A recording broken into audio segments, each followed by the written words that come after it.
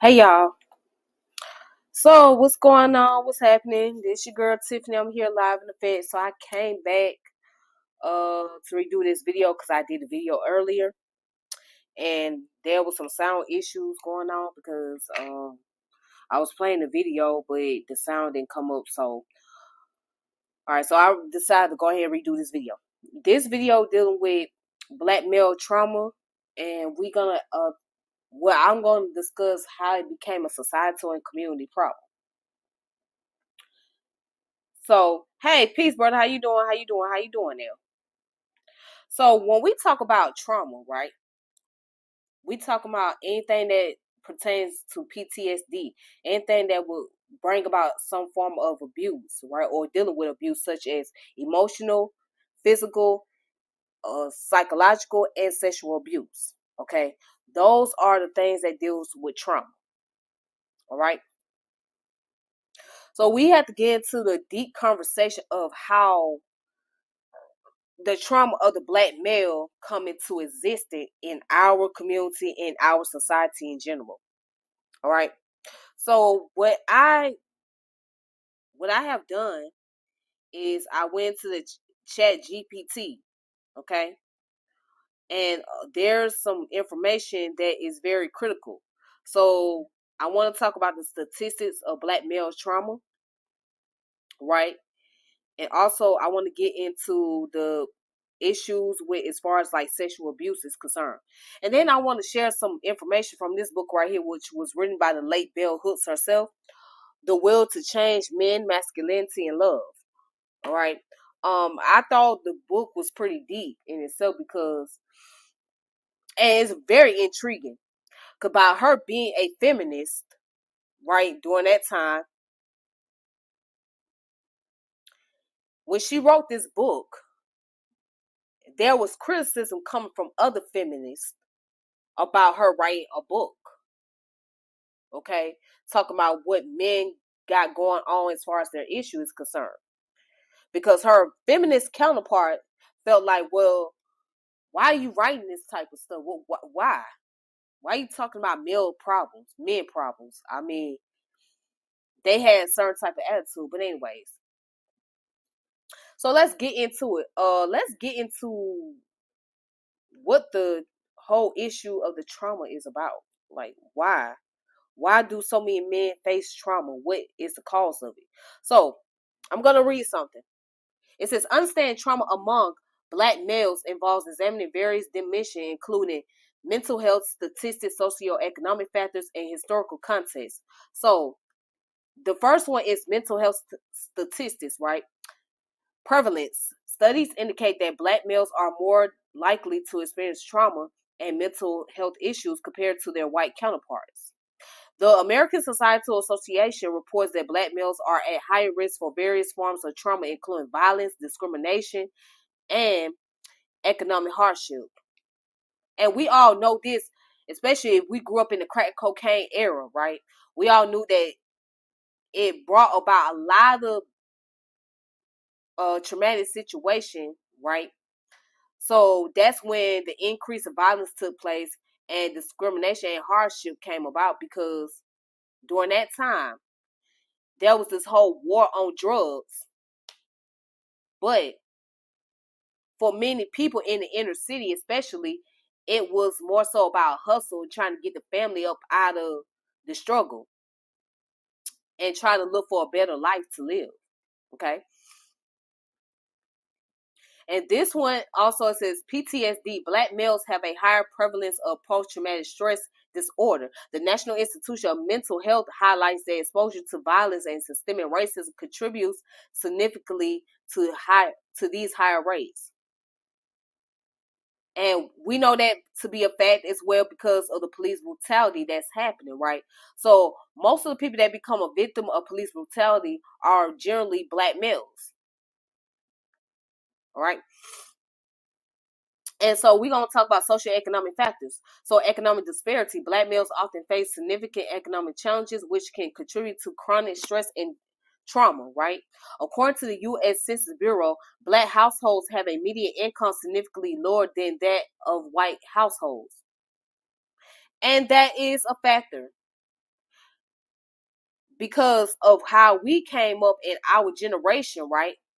We don't have generational wealth in our community. So there's this get rich and die trying mentality that we have, okay, because of the lack of generational wealth that is taking place. And you have people that benefit off of the hard work and labor of our ancestors in this country, as opposed to our ancestors being the one reaping those benefits to pass it on down to their generation to come. So on the collective scale, on the grand scale, a lot of us don't come from generational wealth. Okay.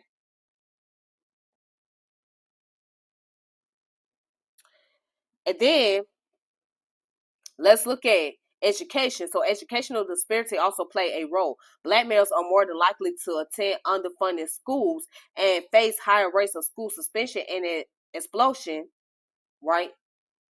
Which can contribute to trauma and long-term mental health issues. And that was a lot of that because when I was growing up, when I was going to school, most of the people that got suspended were males. Most of the people that cut class were males, black males, because they felt like, well, what was the purpose of me getting an education if nobody seems to really care? And they were suspended because it was a lot of times they either got caught up into gang activities or they were placed in a situation where they had to defend themselves, right? And when you have school suspensions, you start to feel like you don't have there's no reason for you to value education, right? Because again, what's the purpose of getting educated? What's the purpose of going to school if it doesn't really benefit me much? I mean, this is the attitude they have. And then a lot of times, what can be a distraction is what's going on at home, what's taking place in the household, right? That can bring a distraction on the child's mental. You know what I'm saying? That can be a stress. And people don't realize how much stress can be added on to a kid when it comes to trying to do a regular activity or daily activities, right? And because of what they got what they have at home taking place with their mother and father, especially, whether it be going through divorce, whether it is because there was abuse happening, right? That will take a toll over an individual. So,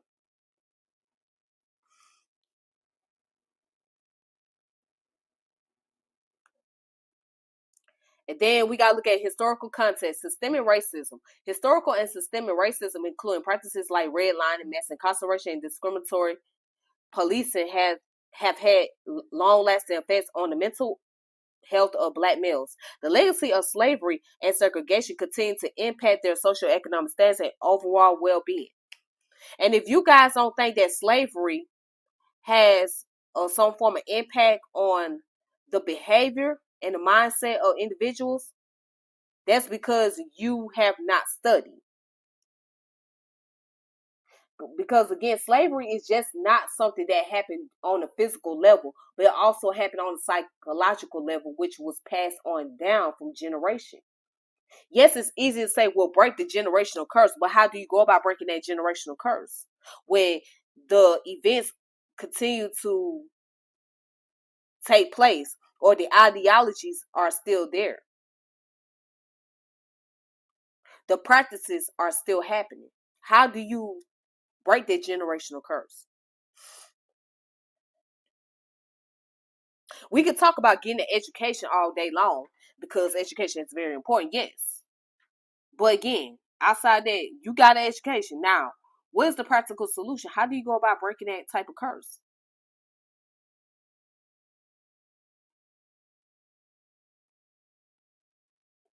Black male trauma is a societal problem. This is an example of society problem because it's systemic, right?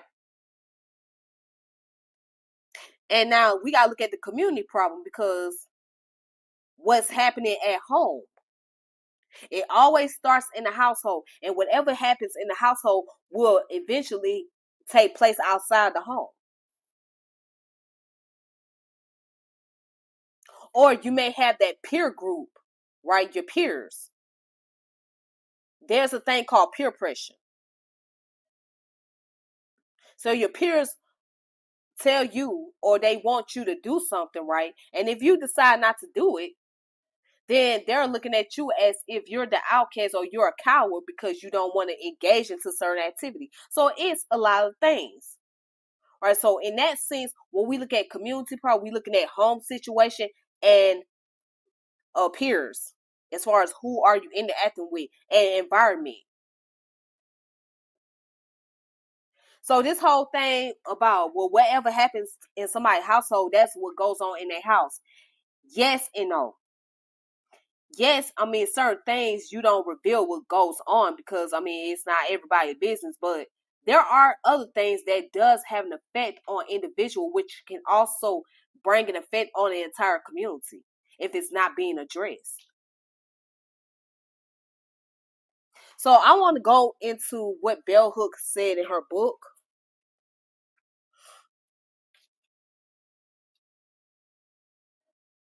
And I thought this was very interesting.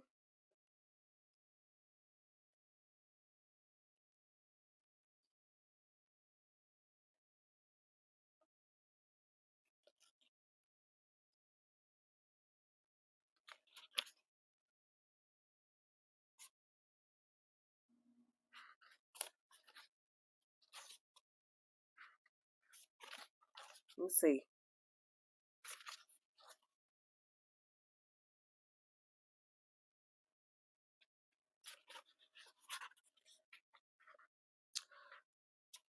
Maybe I did not highlight it in here.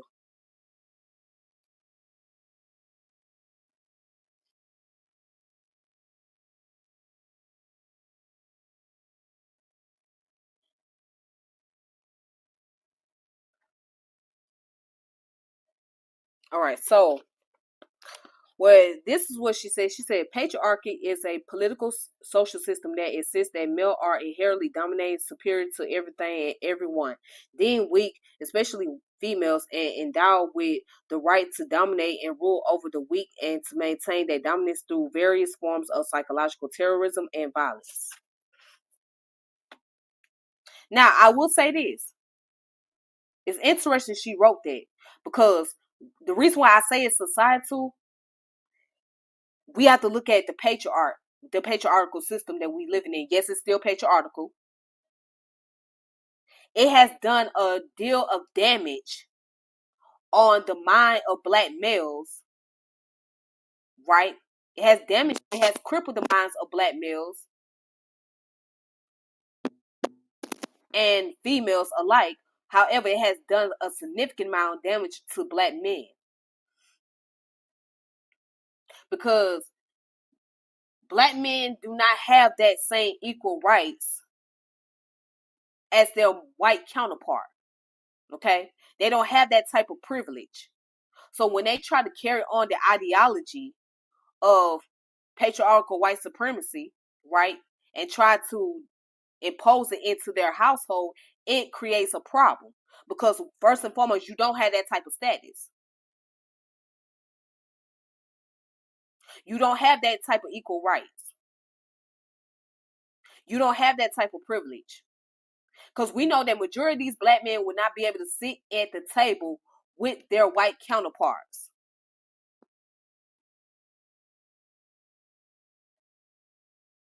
Certain ones, if they are chosen. But for the most part, most black males do not have that type of privilege or that type of status, or they don't even have that type of respect. So what they're trying to do is mirror this patriarchal system, right? And try to use it to their own advantage and impose it into their household, and it's not going to work for them. So with that being the case, although we cannot get away from being in a Western system because many of us was born and raised in this system, however, we would have to learn how to bring in African philosophy or ideology, for our community to be much better, because it wouldn't work just deal with it from a Western standpoint. Because when you try to use Western psychology, although we were born into this system, right? Although many of us grew up in a Western culture, it does not really benefit us much. It really, to be honest, it really destroyed the family dynamics,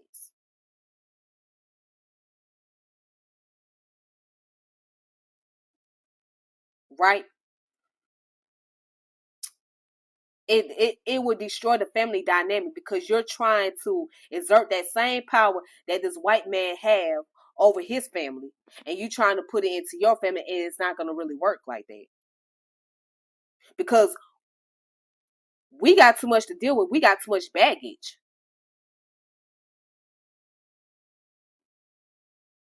and we got too much trauma. Not saying that other people don't have trauma as a whole, but we have too much going on in our community, and we come from a very traumatic situation. So what we have to do is break down the psychological barriers that's hindering us, and try to find a way to bring about healing. Okay? So what I'm saying is, putting on this so-called toxic masculinity, and I don't like to use the word toxic. I can't stand using that word, so I'm gonna say hyper masculinity. So putting on this hyper masculinity to try to exert power over the female, right? It's not going to do nothing for you. Well, especially when you have your own psychological issue as a man.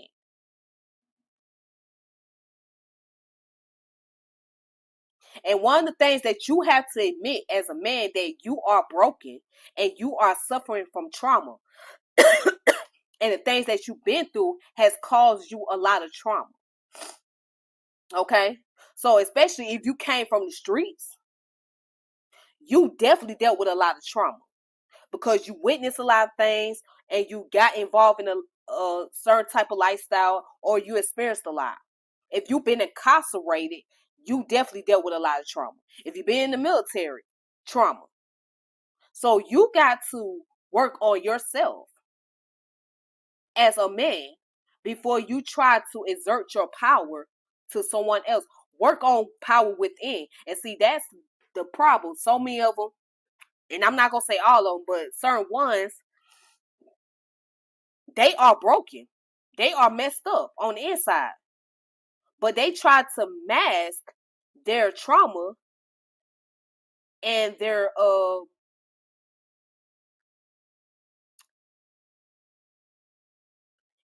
anger by trying to put on a face and acting all powerful and being in control, when at the end all it's going to do is backfire. Because do you know anything about leadership? Do you know anything about power? Do you know the difference between leadership and dictatorship? No. And many of them have not been taught what it means to really be a leader, what it really means to be that pillar in their community. Because many come from a broken community. Many come from a discombobulated community. Okay? Now,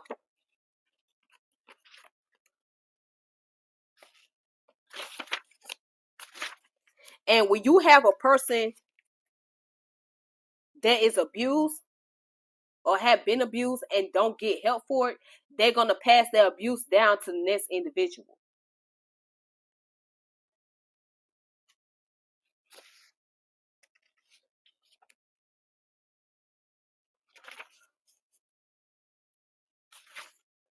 But watch this. And she said this. She said patriarchy demands of men that they become and remain emotionally crippled, since it is a system that denies men full access to their freedom of will. It is difficult for any man of any class to rebel against patriarchy, to be disloyal to the patriarchal parent, be that parent or female. Be that parent female or male.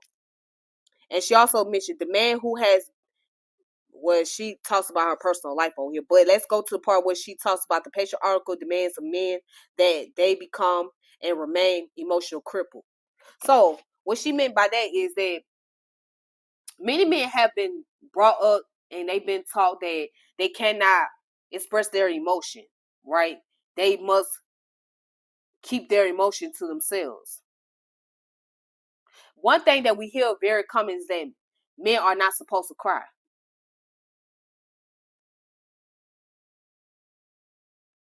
That's something that women do.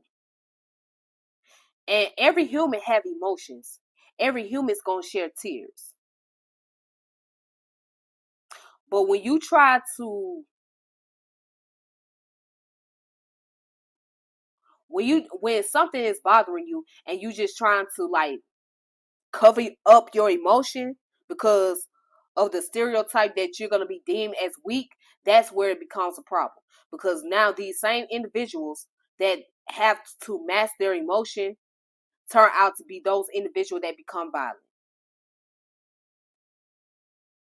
Because over time those emotions build up, and once they build up, that release the violent nature of an individual.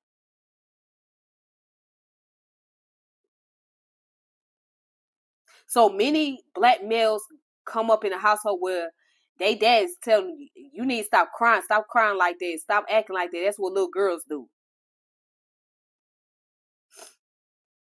And they daddies don't know no better because they daddies, either daddy wasn't around or they learned it from the streets. Okay?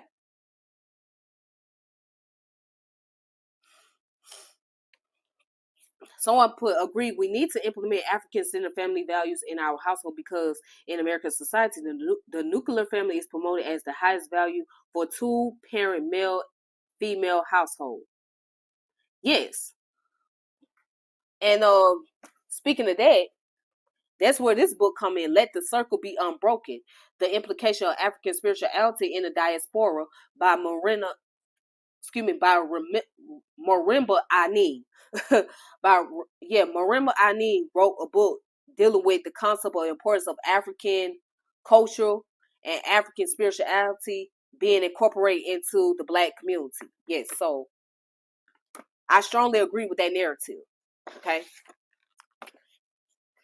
And let's see, let's go into another aspect that she said, right?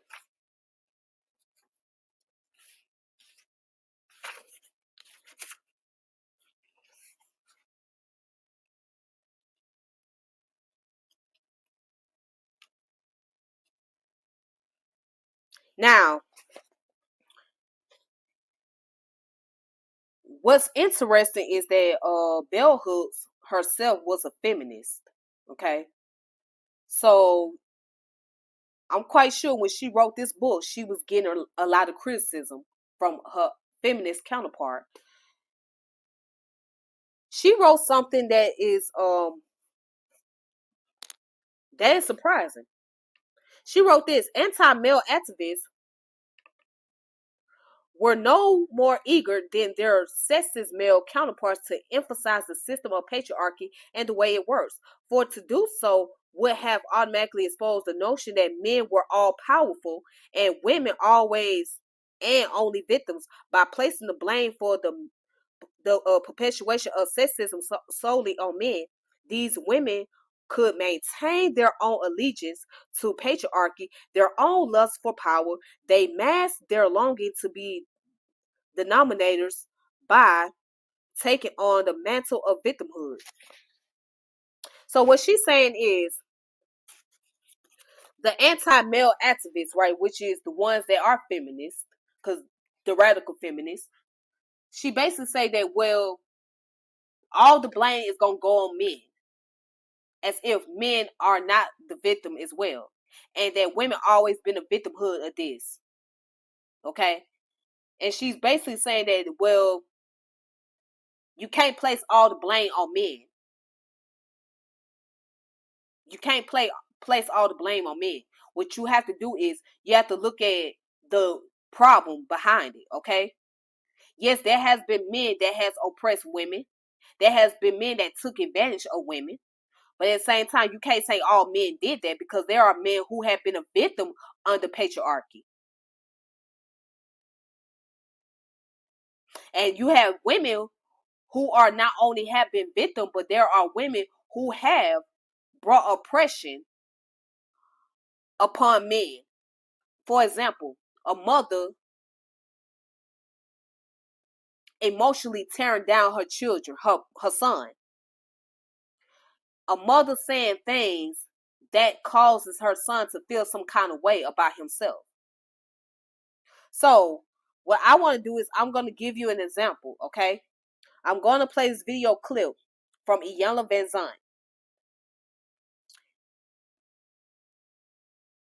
I'm going to play this clip, all right?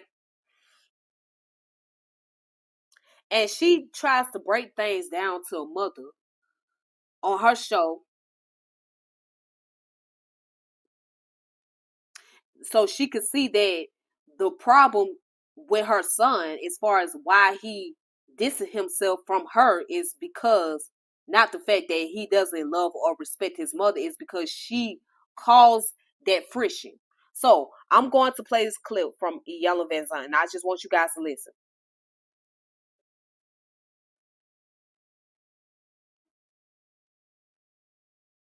Okay, let me find that video clip.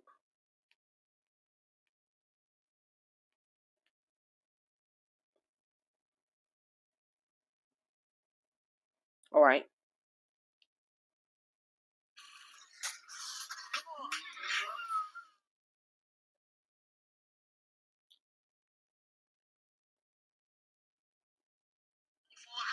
And there's no way in the I have only known this young man 24 hours. And there's no way in the world, just reading his space, that I know he's going to allow a man to abuse a woman in his presence. She doesn't think about it that way. She doesn't. Well, because I didn't saw playing.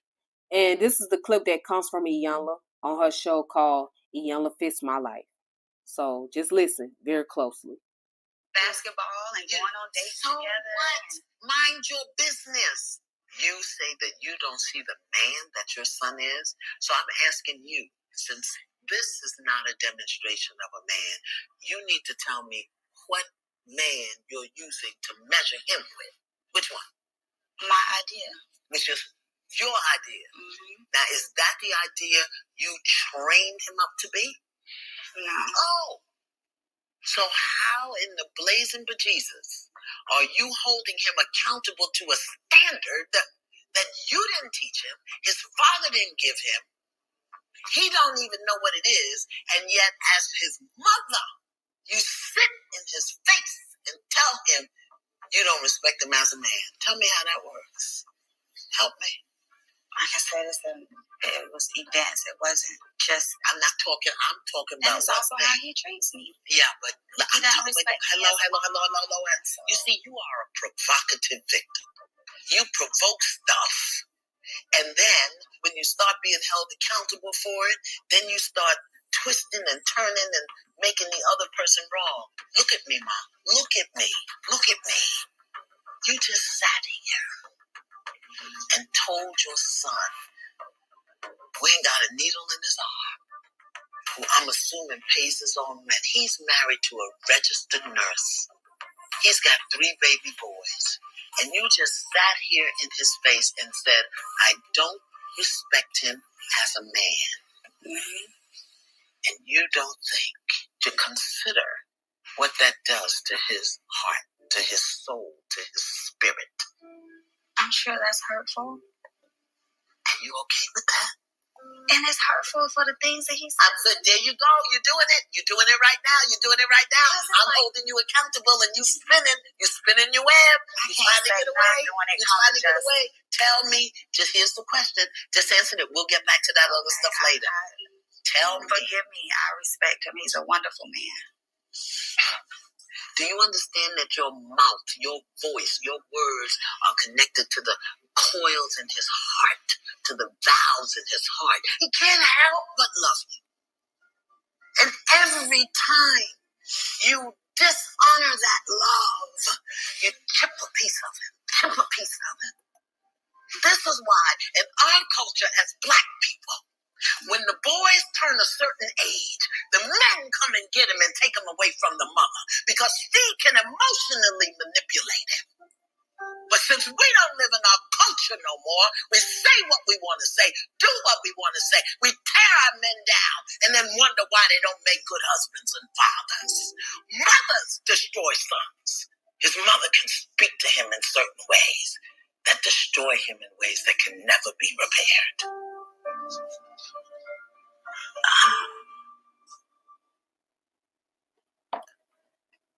Now, what she's saying to that woman is,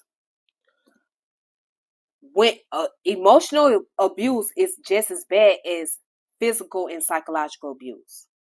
Emotional abuse is just as bad as physical and psychological abuse. And what she was basically saying, the last part where she said that in our community, the men usually come and get the boys because the mother has the ability to emotionally manipulate them, etc. Right? So what she describing is rite of passage. And the reason why she say that the mother has the ability to emotionally manipulate is because when a mother is going through her emotional state, right, and she is angry, especially towards the father, she'll take that rage out on her son and make a comparison to him, right? Make a comparison to him, make him compare, compare him to his father. So she in turn taking all her anger out on her kids, and I have seen her myself. I've seen women taking their anger out on their children because of the effed up stuff they did, because of the messed up choices they made, or because of the fact that the father is not in the household with them. So now they taking the anger out on the kids.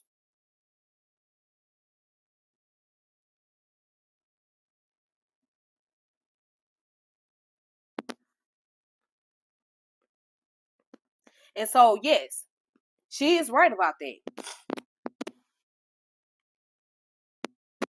Right about that. So what she's saying, she's trying to get the woman to see that you got to come out that shell for a moment. She understand what she's been through, but come out that shell and see what's wrong with your child. See why you can't build a relationship with your child. See that you have caused this chaos with your son by telling him that you don't respect him as a man. And that's the most hurtful thing that you could say as a mother to your child, that you don't respect him as a man. When you did not lay that foundation for them to be able to have that space as a male or as a man, right? You didn't give them, and she asked her, she said, well, where's your definition of man? She said, my definition is based on my idea. Okay, you got this idea, but you never taught him that idea. So you expect for him to know what you're looking for in a man, right? Or you expect for him to know what it means to be a man, but you never implement that. And his father was never there to show him that. Right? So yeah, let me respond to this comment real quick. Brother Bakari, yeah, just reach out to me and let me know, then we can collaborate something. Just let me know, okay?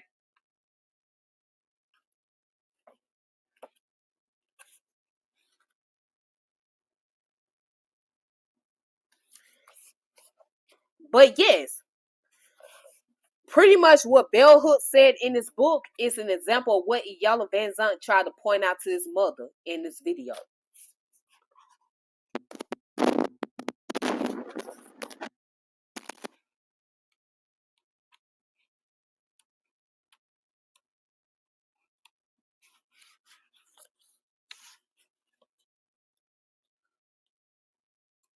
Now, this is something else that she said. She said, feminist thinker like myself who wanted to include men in a discussion were usually labeled male identified and dismissed.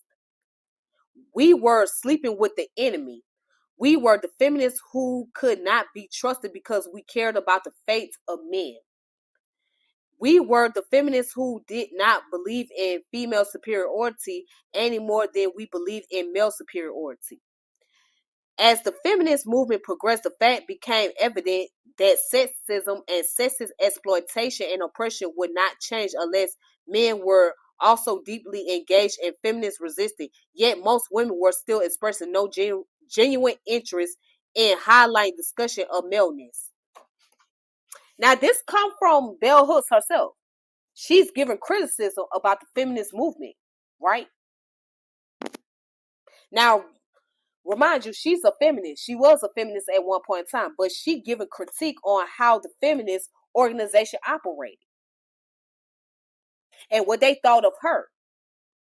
Her other feminist counterparts said, well, if you're going to talk about male issues, right, men issues, then we might as well look at it like an enemy, because ain't no men issues around here. Nah. You know, so this over here, we talking about female superiority. We don't want to include men in nothing. We want to get the men out the picture. And that's not the way society works.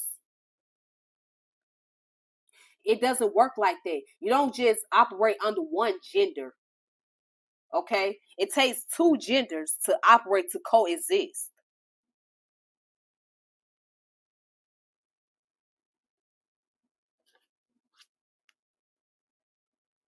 So let's go back to the chat.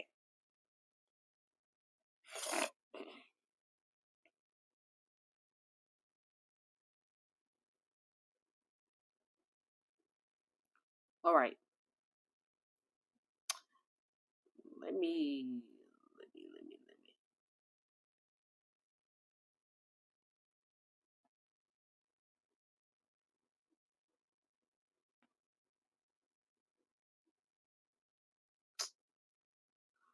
Okie dokie. Okay. All right. So now let's go down to where it says family structure. Of course, stresses such as single-parent household, often headed by Black women, can increase the burden on Black males with these families. This dynamic can lead to additional pressure and trauma because these young males are expected to be the men of household, and they don't have that foundation of what it means to be a man of a household, right? And so all the burden is placed on them, okay? So yes, so when you have a household often led by Black women, right? A single parent household, and she has male children, that's gonna bring more stress on him.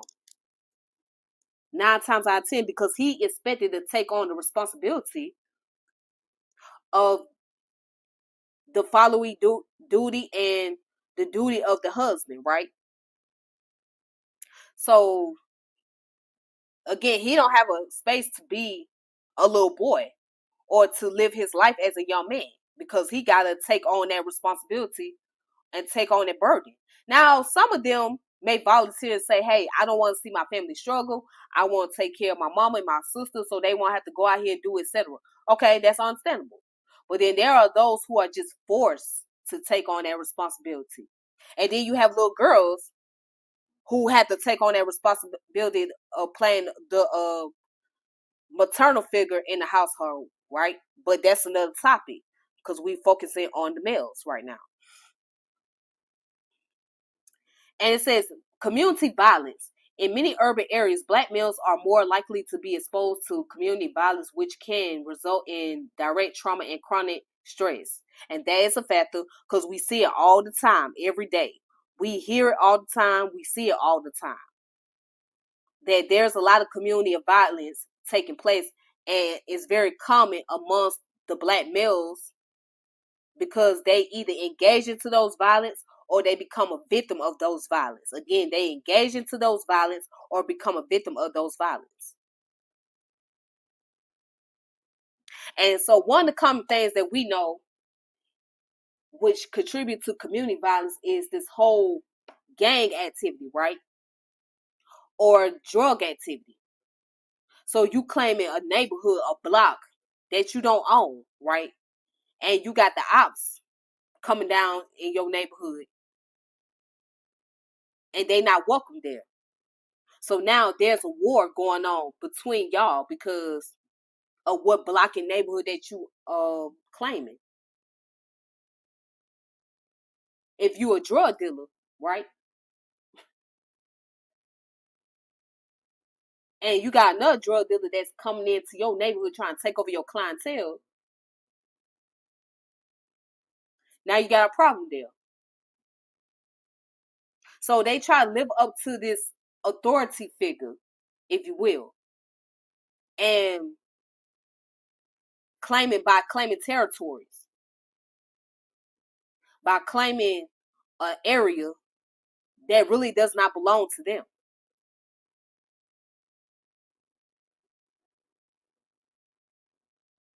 And then whatever goes on out there, they bring it to the home situation, right? Or whatever goes on at home, they bring it out there.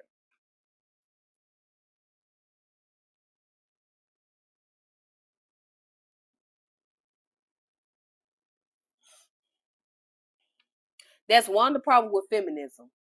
Yeah, I agree. I agree. Because the feminist organization, which is why I do not claim I cannot roll with them, because a lot of them, they don't want to focus on the issue as a community at whole. They don't care about the issue of what's going on with black male children or just male children in general. They don't really care about what's going on with those men who has been psychologically affected.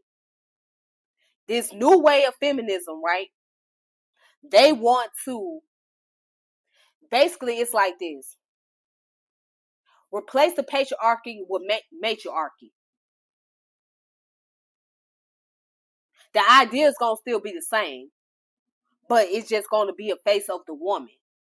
That's what these radical feminists want. They want to have that same power over men, like men had power over women a long time ago. They don't want to bring about practical solution which will balance both parties. They want to be able to just have total control. That's what they really want. And if you notice, somebody like Priscilla, she advocates for that. She preached that women should have supremacy over men. As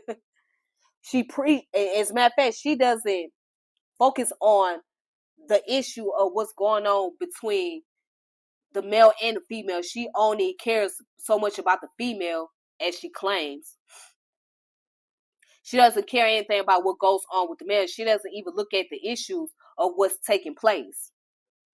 Because in her mind, someone like Priscilla Clark, she looking at supremacy. She looking at being domineering. She not looking at solving a problem or coming up with practical solution. She wants to bring about control. That's her main thing. And as I mentioned before, if Priscilla and Bell Hooks were having a conversation, Bell Hooks will read the hell out of Priscilla. She will humble her. She will let her know that the way you go about doing things is illogical. I mean, just saying. Now, also it mentions health disparity, access to mental health care. Black males are often have less access to mental health care services. Stigma around mental health within the community combined with systemic barriers contributes to the underutilization of available resources. So, in other words, a lot of men don't like to go to therapy and talk about their problems, talk about their issue, because there's this stigma. There's this stigma that if you go to therapy, especially within our community, if we go to therapy, then that means we crazy. The name of the book, The Will to Change, Men, Masculinity, and Love, Bell Hooks. But yeah, there's the stigma that if we go into therapy, right, that we're crazy. So a lot of black men don't like going to therapy. They feel is going out to the club, hanging out with their friends at the bar or something. Some turn to drugs. Some turn to sex. Has multiple sex with multiple women as a way to release the stress, the anger. A lot of people don't believe in therapy. In their mind, why the hell do I need to talk to somebody for? Why? I don't need to go to no therapist. I can solve my own problem. I'm a man. I got to figure out what the solution is. I don't need to talk to no therapist about what's going on with me. And then what make it so bad, many of them internalize sexual abuse, which that's going to be the next step I'm talking about. But yeah, many don't want to seek therapy at all. They think that therapy is not useful. They think therapy is not useful.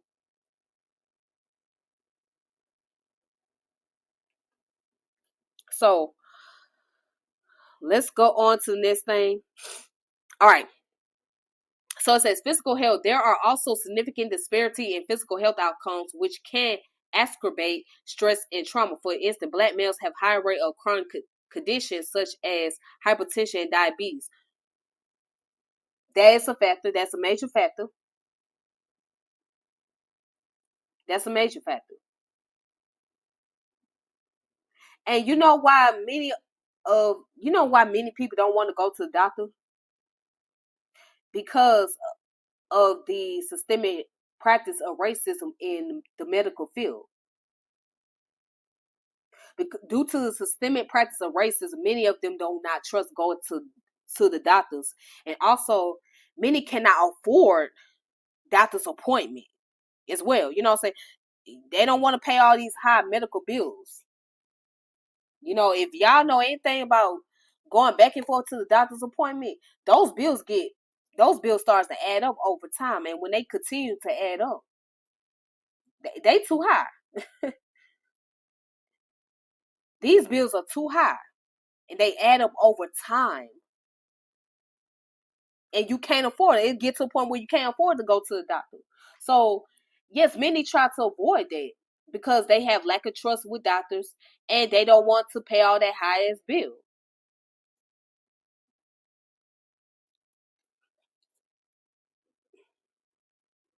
And also, the chronic condition come from the certain type of lifestyle and that the diets they have, right? So, you know, with the dietary, what due to poor diets within our community, it leads to hypertension and diabetes. Okay, because we consuming things that we really shouldn't. You know, so we consume either too much salt or too much sugar.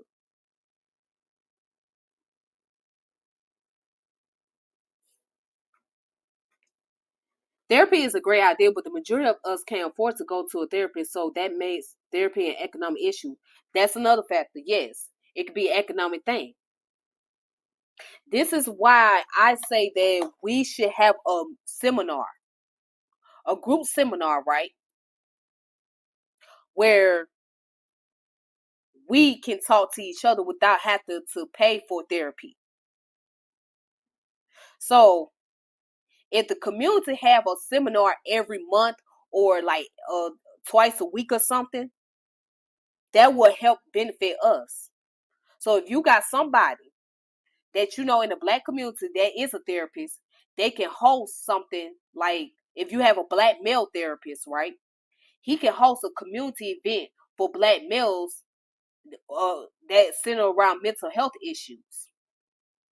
Okay, and they can all sit down with each other. They can all talk to each other about their problem, be in a comfortable space. Same go with the female. If there is a female therapist, right? She can host an event where she can have all women in the room and they can talk about their problem. Then we can be able to come into the same room where we can share the issues that we have amongst ourselves. So when you have when you have a social group, that's a form of therapy in itself. When you have a social group, right?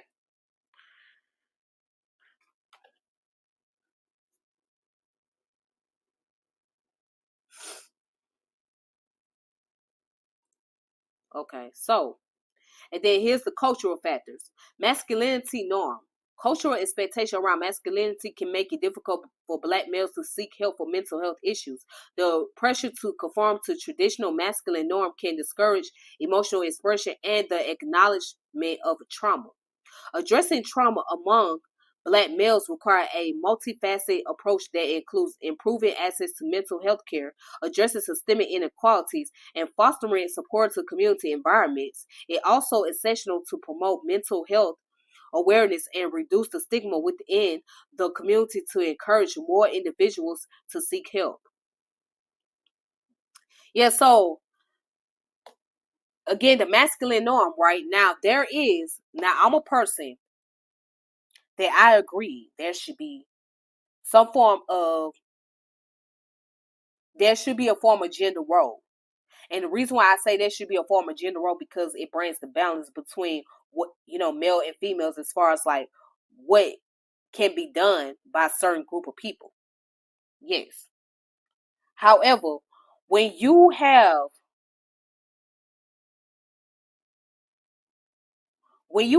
placed too much stigma, right? And all these unrealistic high expectations, yes, that can be a stressor. And again, by us being under this Western culture, right, and trying to live up to the standard of the Western culture can bring about a lot of stress.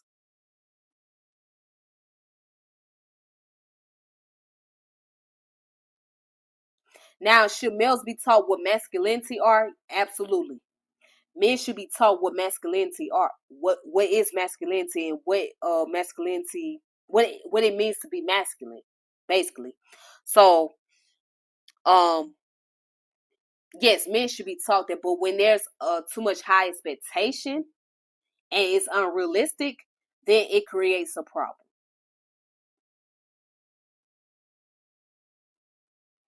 It creates a problem. Um, yep.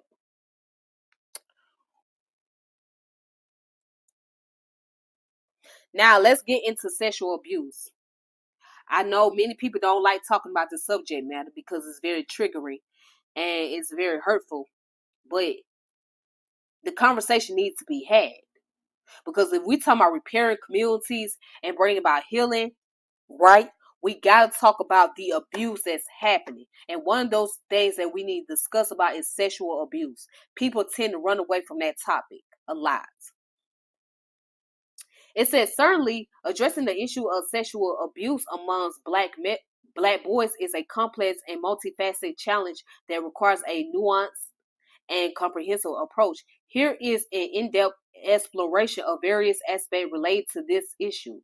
So prevalence and statistics. So underreporting. Sexual abuse is significantly underreported among all demographics, but this is particularly pronounced among black boys.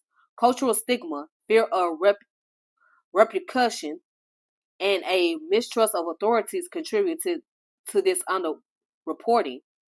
So it says, according to the National Survey of Children Exposures to Violence, many cases of sexual abuse go unreported, and black boys in particular may be less likely to disclose their experiences due to these barriers. So, in other words, many of them feel embarrassed to talk about their abuse because, again, the stigma is, as boys or as men, you're supposed to be able to internalize things, and you should be able to solve your own problems and not go to anybody about your issue.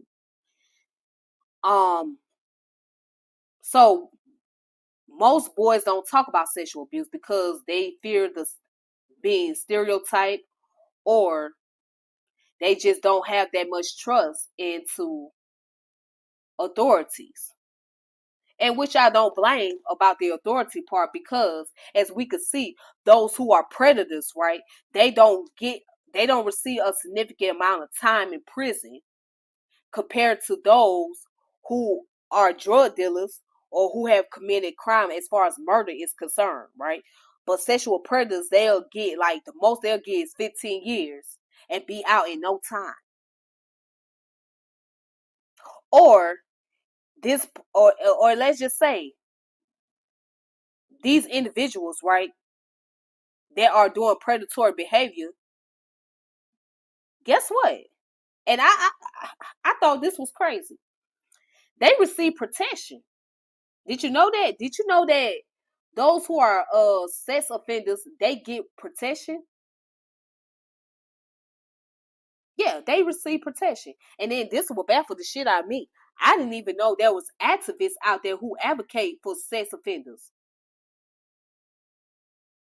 I didn't even know that. It baffles the fuck out of me. So wait a minute. You can protest for sex offenders, right? You can sit up here and fight for their rights or whatnot. But what about the people that have been victimized? And in my opinion, that's a slap to the face to someone that has been a victim of sexual abuse. That's a slap to the face. That's basically like saying, the hell with this shit. Oh, well, I'm sorry to hear about that, but you'll get over it. But let me deal with this individual over here. That's a slap to a person's face. So, yes, there are sex offenders, predators who receive protection. So that means if somebody want to fuck somebody up for being a predator, you cannot go near them. If you go near them, then you can be punished by law.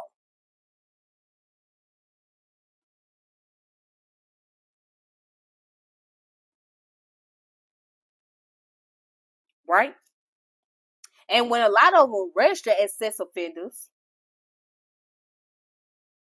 it's not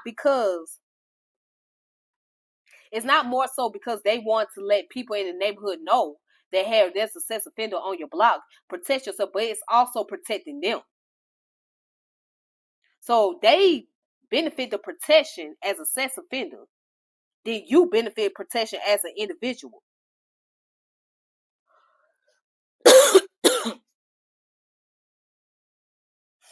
And that's strange. That's crazy.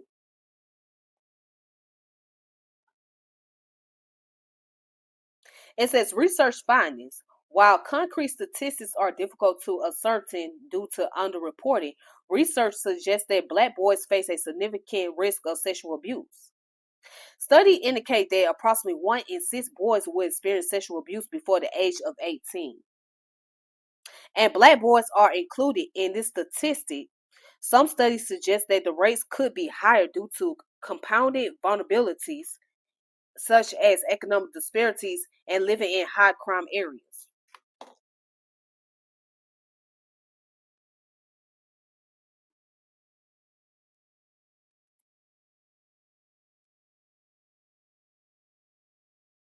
And I can guarantee you right now that there is a lot of young Black boys out there that have been molested by not only a grown male, but they've been molested by grown females. But see, and I blame the community for this as well. You can give a pass to a grown ass woman touching on a male child, but if it's a man touching on the male child, then he can't get no pass. But give a pass to a grown ass woman because she's a woman, and the little boy should live out his sexual fantasy. You just as sick as that woman. You just as sick. You don't realize how that affects that psychology of the child and what that does to him later on in life. So if you sit up here condoning a grown woman touching on a male child, then you're the problem. And there's some people in our community that say, well, I mean, she's a woman, and she touching little boys. It ain't nothing. No, you sick as hell. That is something. That should cause people to become outraged. Why in the hell is you a grown ass woman touching on a kid? Why is you even trying to make sexual move on the child, that especially if he's not in puberty? Why are you doing that? So that should be a problem in our community. Then you want to know why your son running around here thinking that he can try to touch on everybody else. Why he doing certain things that adults are doing because that's where he's getting it from. I seen a video today where this brother, and I have a thing why people go on social media and post all their personal situation as far as like showing what's going on behind the scene. I don't know, but this video, this brother, he was talking about a woman that grew up in his household or somebody that he knew, right? Now, this woman happened to be a stud, a lesbian.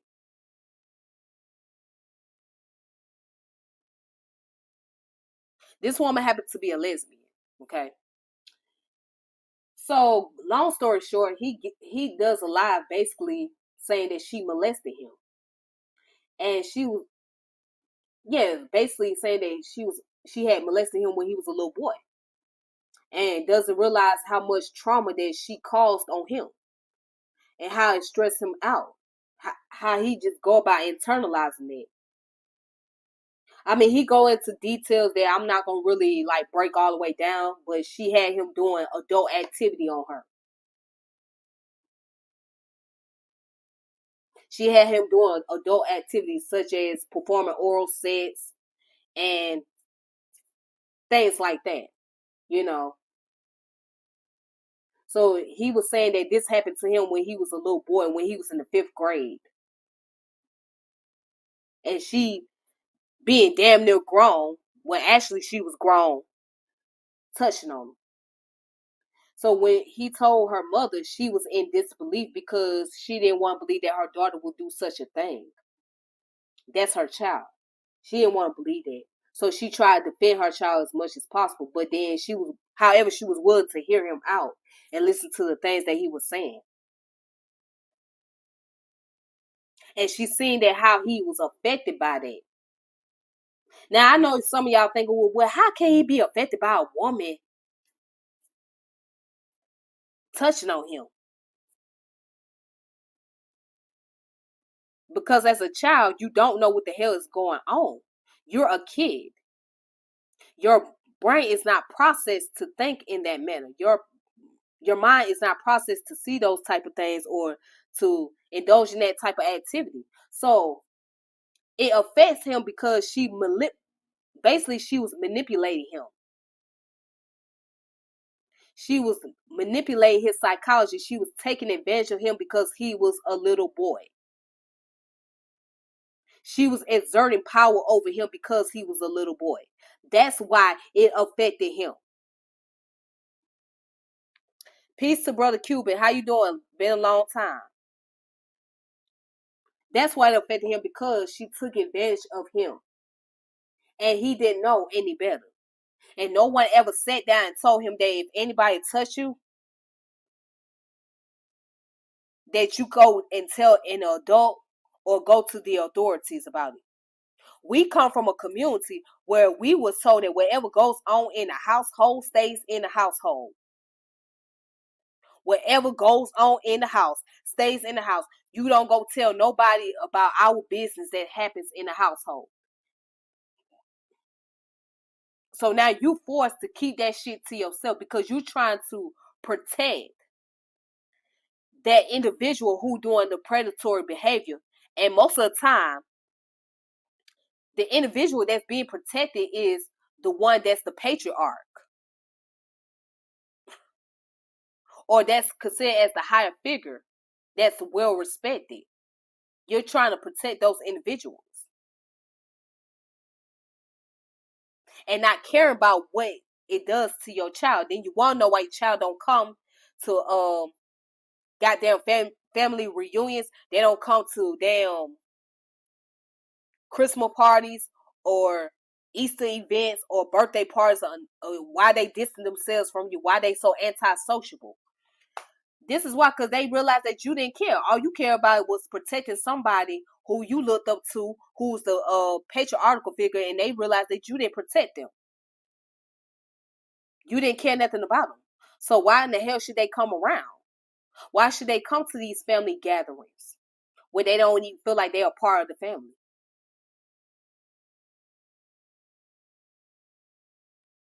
Why participate when you're not being protected?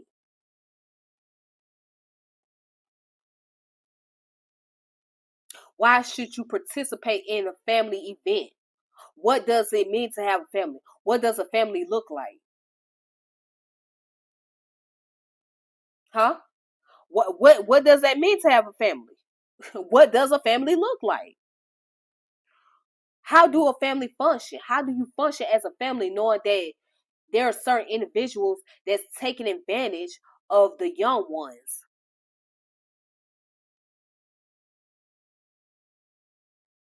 How do you function? And then let me tell you something. This what kills me.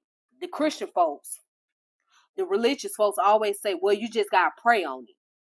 You gotta leave it up to God, put it in God's hand. That's not gonna help. Put it into God's hand, and then what? This shit gonna happen all over again. But instead of coming up with better solution, all you can say is pray on it and put it in God's hand. If you really understood God, you will understand that God has used you as the vessel tool to come up with a solution. God is operating through you to make things happen. So if you're gonna put it in God's hand, God is trying to put it back into your hands and say, no, you gotta solve the problem. You gotta solve this problem. You gotta figure out the solution. How are you gonna go about protecting that loved one? Because praying about it, it ain't gonna do no justice. That's gonna turn them away from religion and say, the hell with it. I might as well be an atheist. You talking about putting it in God's hand. I can't stand that shit with a passion. Well, pray to God. Let the Lord take care of it. Well, where was the Lord at for the past 400 years? While we was dealing with slavery. Where was God? Where was God at? You know, that to me, that's passive aggressive. That's being passively aggressive when you say, well, just put it in the Lord's hand. Let God take care of it. Just pray about it. To me, that's just being very dismissive. It's very dismissive and it's passively aggressive in my book.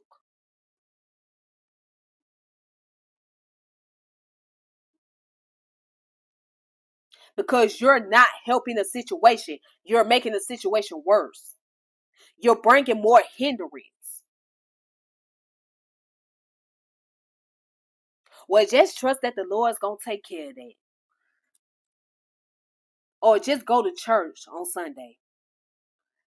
No, because then the same motherfucker, listen, the same person that's in that damn church house on the pulpit preaching is the one that's the damn child molester.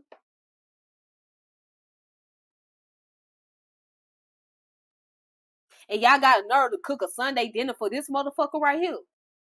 Or you got this damn imam over here. He talking about some damn, he's reading from the Quran, leading a prayer, right? Called the Adhan and all that. But at the same time, behind closed doors, doing something to violate one of his damn children.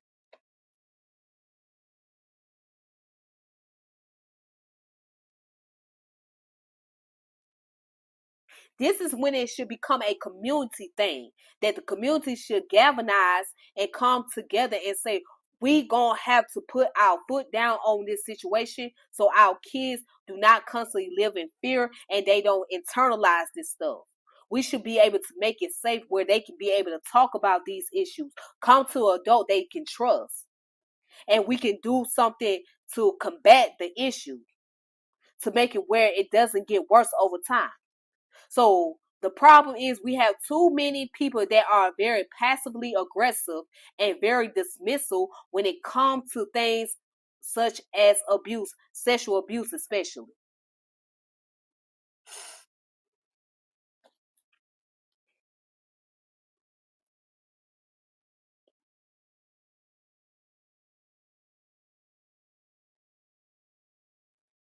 Now,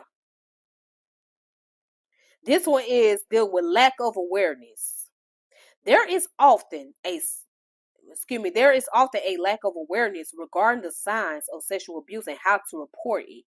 Many communities lack the resource or education to recognize abuse and provide the necessary support to victims. And a lot of us did not know that we came up from an abusive household. You know what I'm saying? Or that we experienced some form of abuse.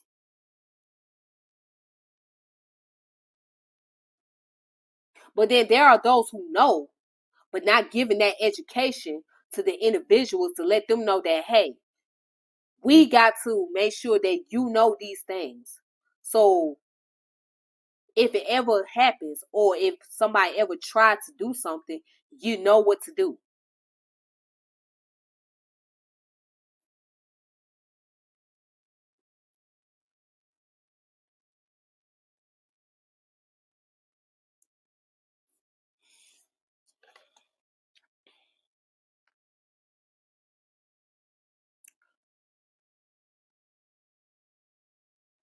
Now, impact of sexual abuse.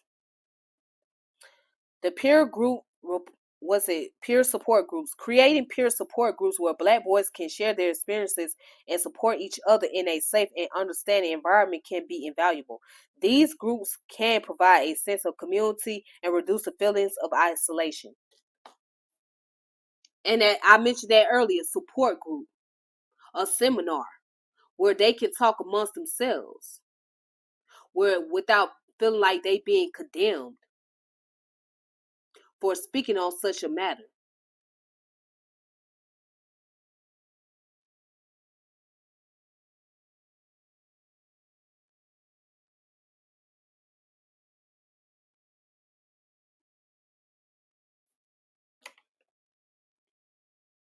Now I want to say this to the women. I'm gonna talk to the women now. As women, if you don't understand the problem that men are going through, it will be safe to ask and have a dialogue. So that way we can come up with a healthier approach of how we go about dealing with men.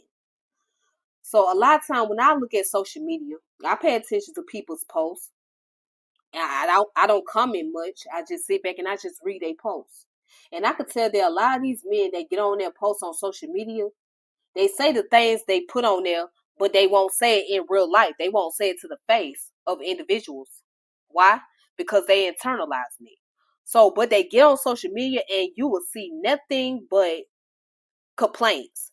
And they basically venting their problem out on social media. So that goes to show you they feel like they don't have a safe space where they can really talk, especially to their female counterparts, because that woman don't seem to understand, or she not trying to understand anything, or she being too selfish. So the key factor is being able to communicate, and it's okay to listen. Listen and remain silent. Have the same letters. Listen and remain silent. So it's okay to listen. You just gotta get out of your ego, get out of your thinking, and just sit back and listen for a moment. Just have a conversation. And you'll be surprised what you find out.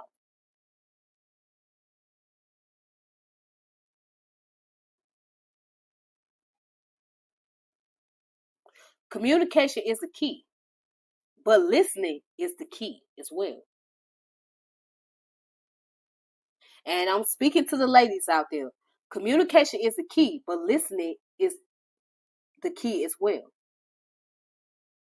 You got to have that. You have to be able to listen in order to communicate. Because if you're not willing to listen, then you're not going to be able to function.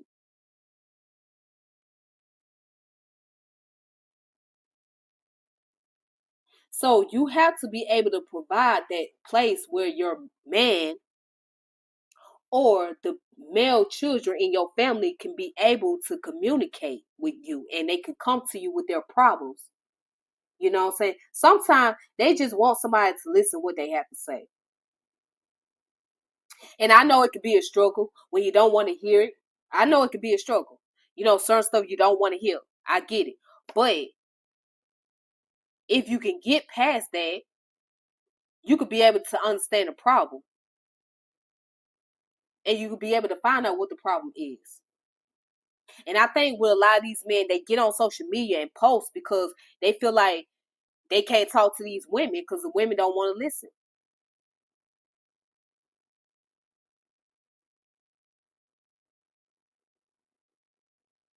The women don't want to listen and they don't want to receive the information or they don't want to hear what is being said.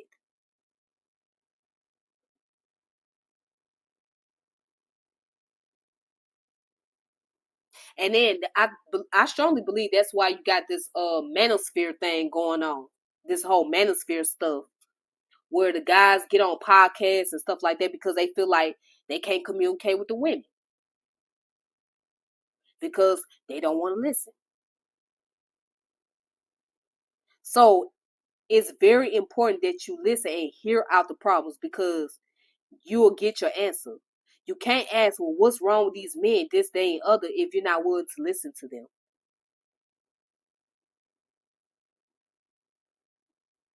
You can't ask, well, why these men act like this? Why these men do this? Why this man doing that? Whoop-de whoop-de whoop. You can't ask those questions if you're not willing to receive the answer. If you're not willing to hear what's going on. You have to be willing to sit down and be quiet for a moment and just listen. You can't always react to everything. You just have to listen.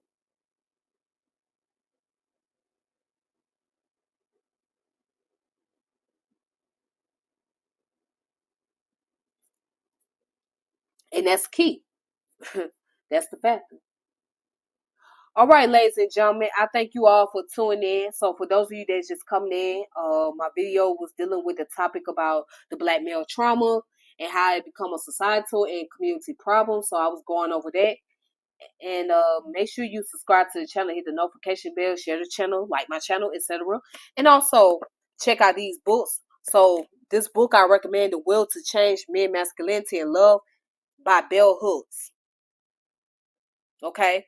Like I said, this book is pretty deep and interesting because, she touched on certain points and I didn't really expect this coming from her as somebody that was a feminist. I didn't expect for her to just write so deep and get into the core of things. I didn't expect it. It's like a shocking moment for me. But I think what happened is, people misunderstood her and think that she was just like someone that was just totally sexist, I guess, if that's what you want to call it. And that wasn't really her thing. I think her main thing is to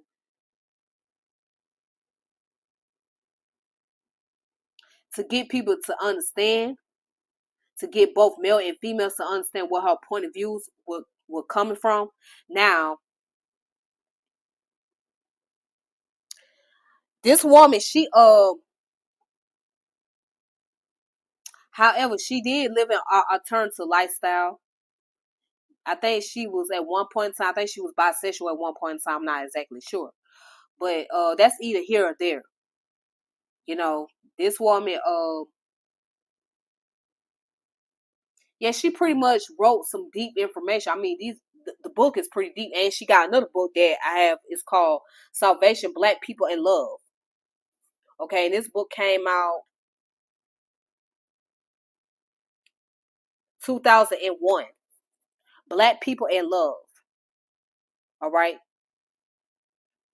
So yeah, this book is pretty deep. It goes into like black people and their love for one another and the love for community and whatnot. So I recommend that. Um, this book she wrote this book in 2004. Okay. Yep. So But yeah, I encourage people to get her book. And I also encourage people to get this book right here, Let the Circle Be Unbroken by Marimba Ani. All right? Get her book as well. This book right here deals with the importance of that's my doggone bookmark. I dropped my bookmark.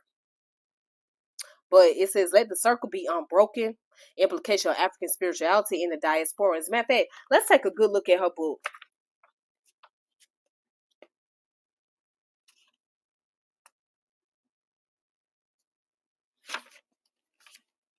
Let's take a look at it.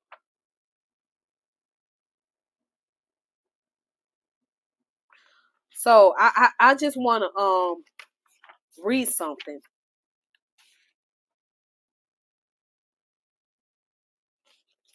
And it says, life events and phenomena derive meaning, value, or significance through the relationship to an organic whole. The family or community is understood as just such as a whole. And since nothing of significance is merely physical, the community itself becomes a metaphysical reality. We say that the African family includes the dead, the living, and the yet unborn. Its significance is multidimensional and is through ancestor communion that is wholeness, giving meaning and definition to the family members. All right.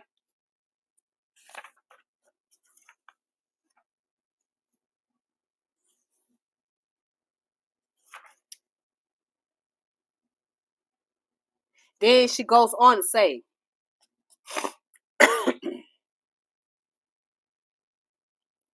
she said, every worldview generates a set of metaphysical definition and can only be explained and understood using those definitions as reference point. Gross distortion and misconception results when alien metaphysical conceptions are interjected into cross-cultural analysis of a given worldview. The European African worldviews are so different in such critical aspects that explanation of the African worldview that use European definition are blatantly absurd. The implication, of course, have been especially serious because of the political relationship of these two cultures. The African worldview is characterized by unity, harmony, spirituality, and organic interrelationship.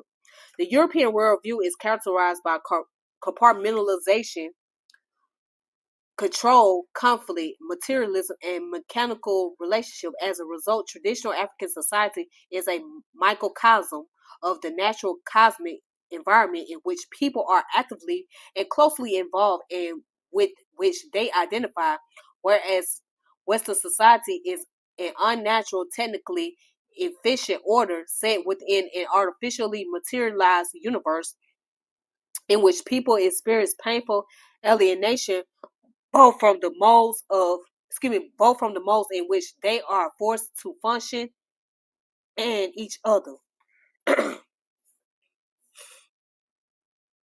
All right. And again, this comes from this book right here, Let the Circle Be Unbroken. So I would recommend you guys check out this book as well. And there's a YouTube channel I want you guys to look up. This guy named Jason Wilson. Jason Wilson, he teaches martial arts. So I'm gonna play a clip from him real quick.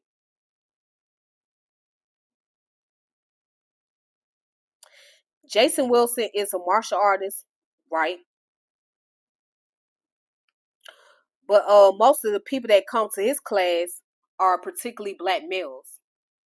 Because what he's trying to do is instill the concept of emotional discipline and emotional intelligence and allow them to go through the process of healing.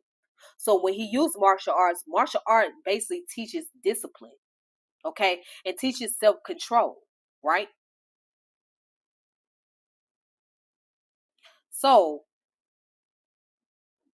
what he's doing is a great idea. It's a great thing because not only will a person learn self-defense, but they'll learn how to maintain control over themselves.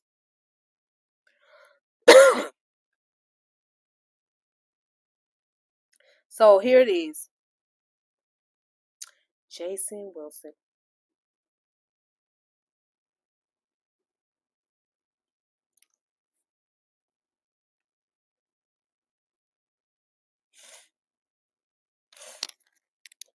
He talks about emotional incarceration.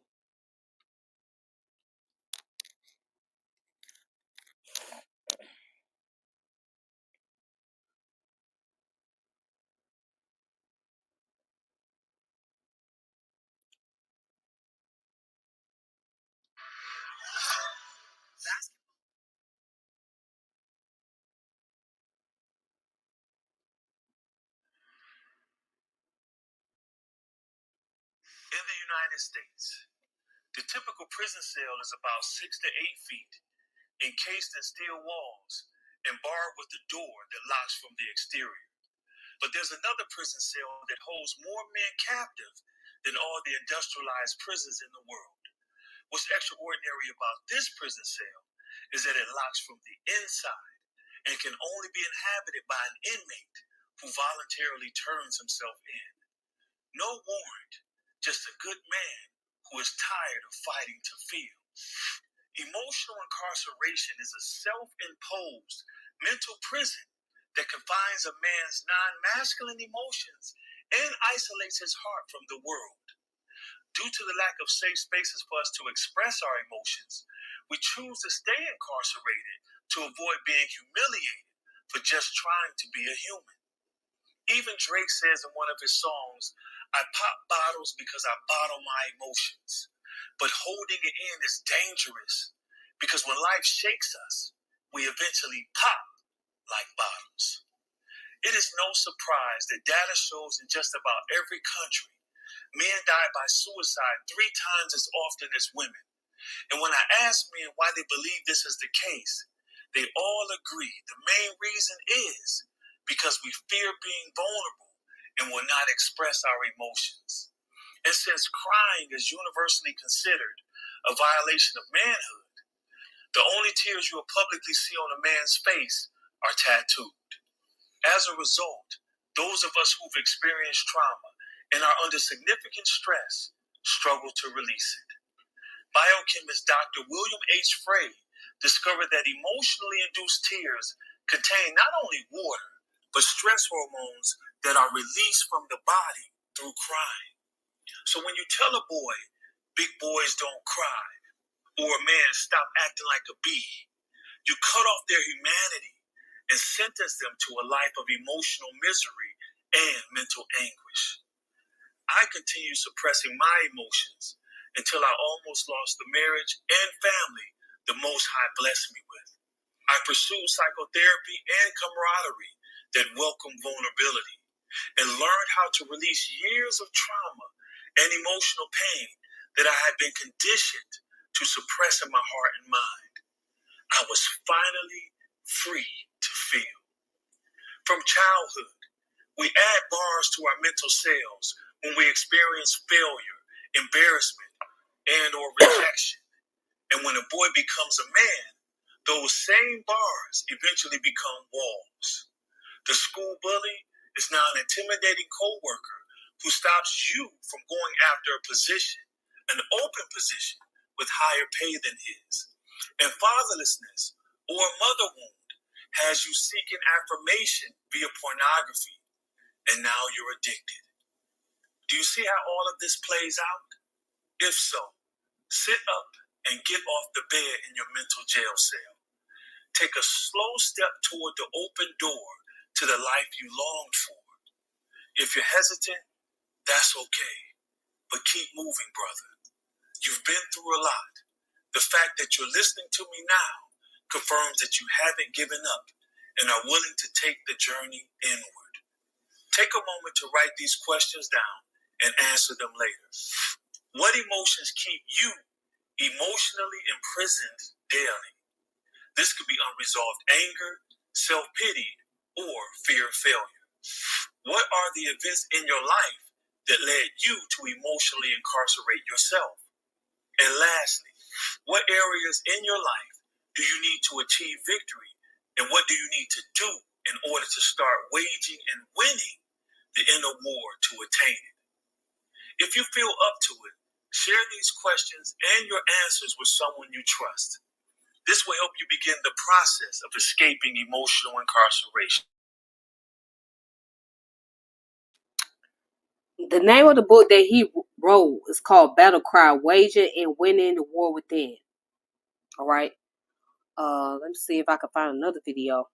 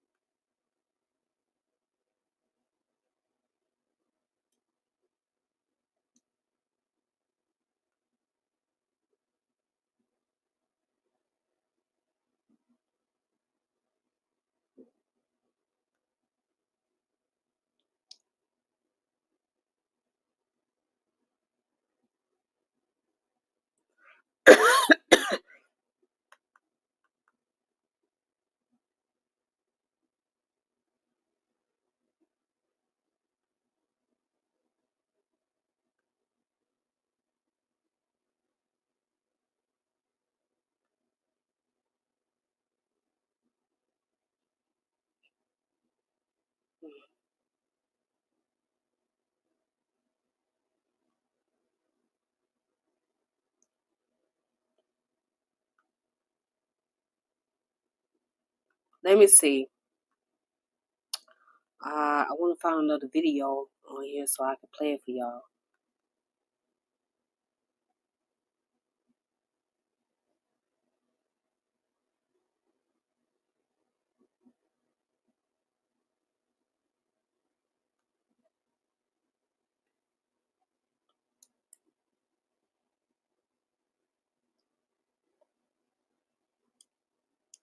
The men who have truly evolved from a boy's mentality.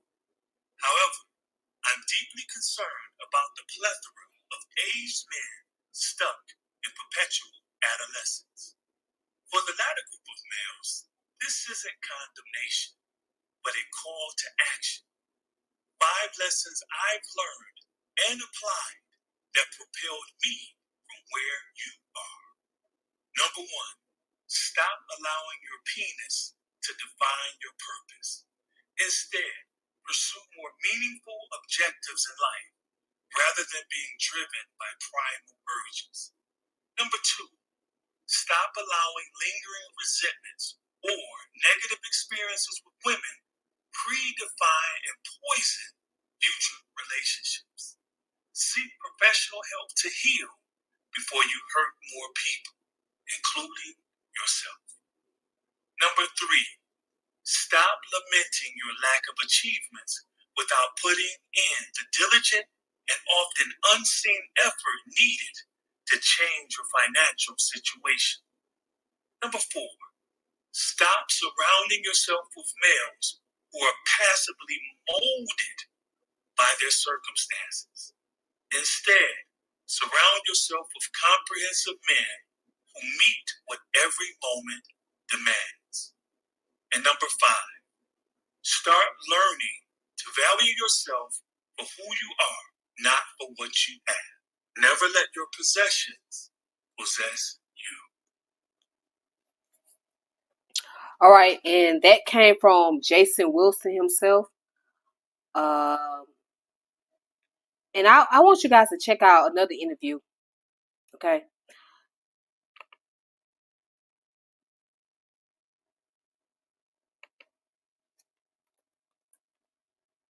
What's the name of that podcast?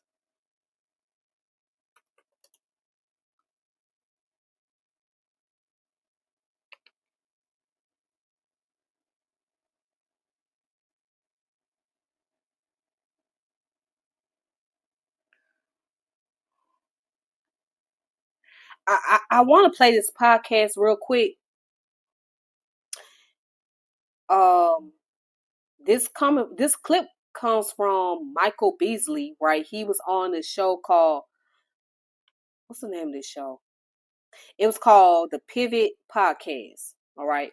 So the Pivot Podcast, basically, most of the time, the people that interview is the ones that are currently athletes or former athletes. Now they have some who are, regular celebrities like comedians or whatnot. But most of the guys that's on there as the host, they are former athletes, right? And one day we'll have to get into a conversation about how athletes deals with mental health issues and things like that. But they had this guy, Michael Beasley, who was a former basketball player. He was opening up, talking about his life growing up in an abusive household and whatnot. And if you could see in his interview, he was pretty traumatized. So I would like to play that clip real quick. Just a little small clip. All right.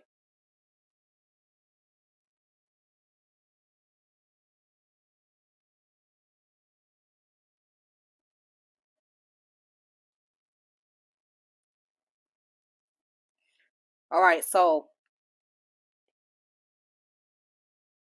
he opens up about his emotional struggles, right? Growing up as a kid.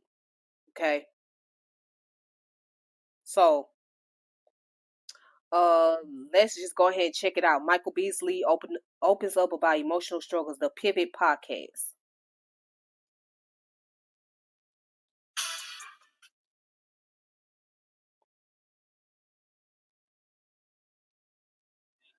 The only people in your life who haven't stolen from you are your kids. Now that you are an adult, now that at least right now you're out of basketball, are you searching out other people to build adult relationships with, or are you or is everything that's happened in your life is so difficult? You real with you?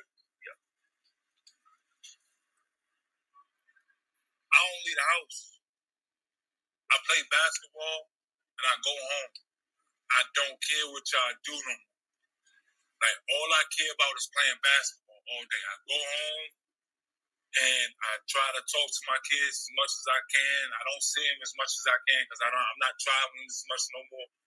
I don't know what to expect when I leave this house no more. You know what I'm saying? I don't talk to nobody. You know what I'm saying? I've reached out and I've reached out and I've reached out and I've reached out and I've reached out so more that I gotta die with some kind of dignity. That's not sustainable. Like, you too young, bro. That's not sustainable, bro. You can still play ball. So that's not sustainable. So I can come up here, I can tell you somebody else's life, and I'm willing to do it. Hold on, I'm gonna turn my head backward, I'm gonna put a smile on for you, and I'm like, bro, you don't gotta put nothing on for me. Like, I can just sit back and I'm gonna tell you what it is. Like, I'm not, I know that's not sustainable, but at the same time, like, what? Please, none of us can do it. None of us can do it alone, bro. Reach out. Go out. You have to change the narrative. Go out, talk to people, interact with people. Like, bro, real talk. I'll call us out. Us three. Bro, you be in Miami? If y'all party, I don't party, bro. No. We don't party, bro. I'm talking about you have kids, I have kids. Come to my house. We can get bounce houses for the kids. We can sit back on the porch and drink a couple beers, drink some wine, hang out.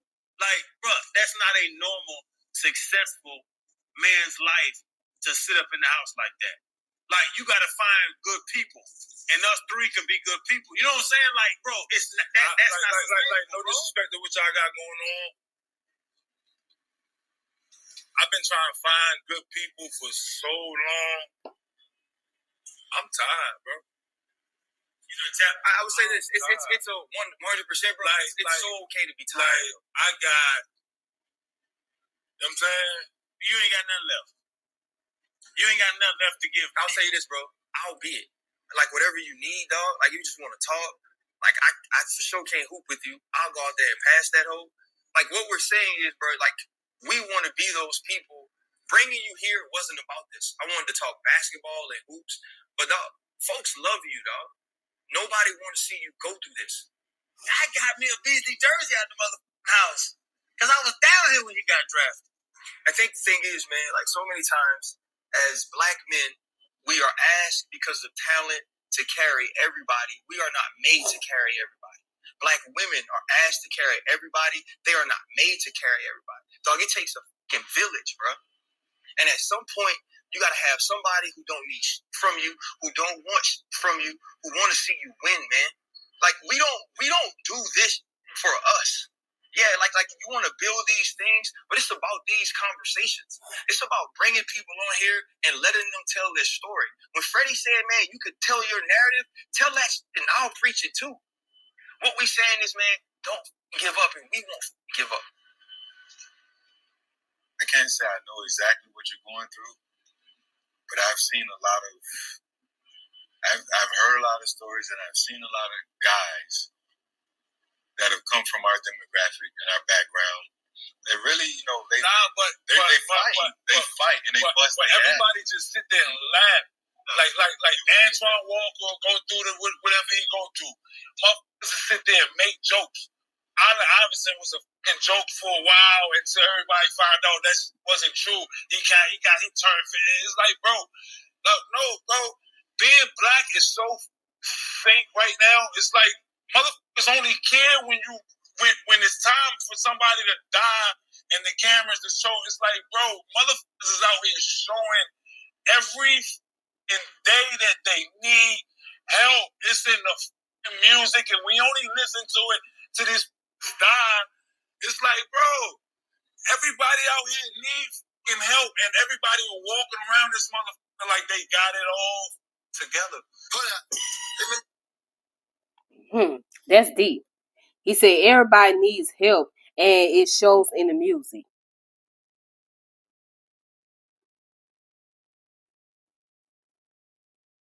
Everybody needs help, and it shows in the music. Shout out to you, brother T.E. Thank you so much. Thank you so much. I appreciate. Thank you so much. Everybody needs help. He's correct. Everyone needs help, and it's funny that he well, it's not funny, but it's like he brought up something about music, because when we listen to artists, right? Remember Juice WRLD, the young man that passed away? If you listen to his music, now I'm not a big fan of the type of music that's going on around here, but if you listen to that boy's music, it sounds depressing. It sounds very depressing. It sounds like he was going through something. And then, according to sources, right, he died at the airport, and he had drugs in his system. He was popping all these pills and stuff like that.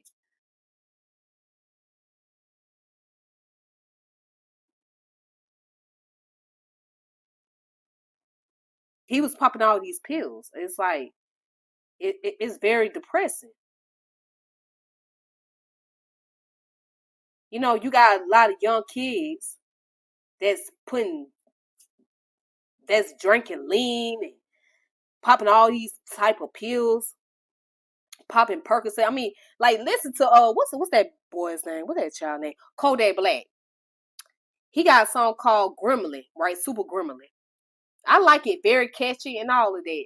But if you really listen closely, now he's talking about somebody that he was once cool with, right? On that song. But he said, I knew the perk was fake, but I still took it because I'm a gremlin. Kodak Black, right? He has went through so much shit. That boy been in and out of jail.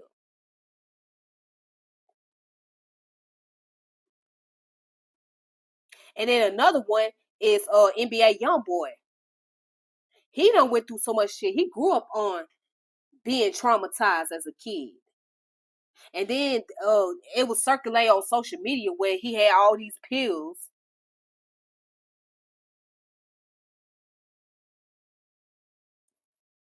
To me, it's giving suicide. It's giving suicide because that's what it sounds like. I mean, they showing the well, it was like a video or I think it was a picture or a video where he had all these damn pills in his mouth. I said, what the hell's going on with this?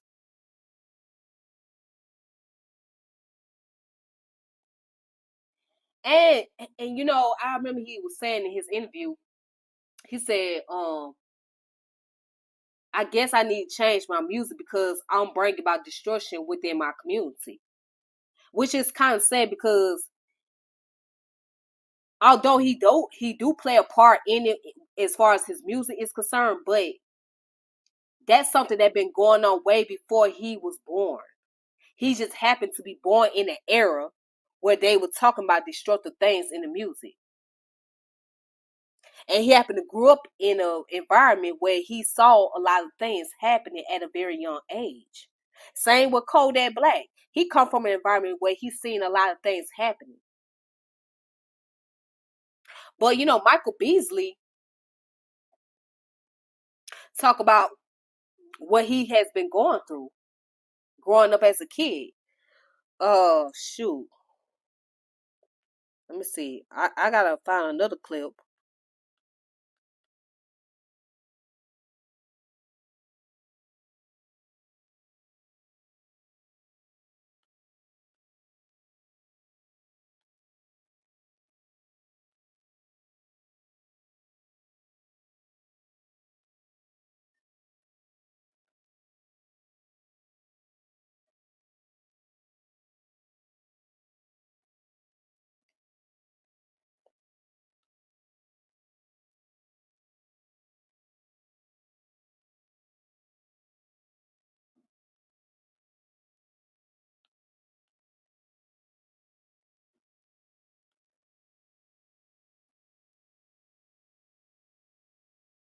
Let me see.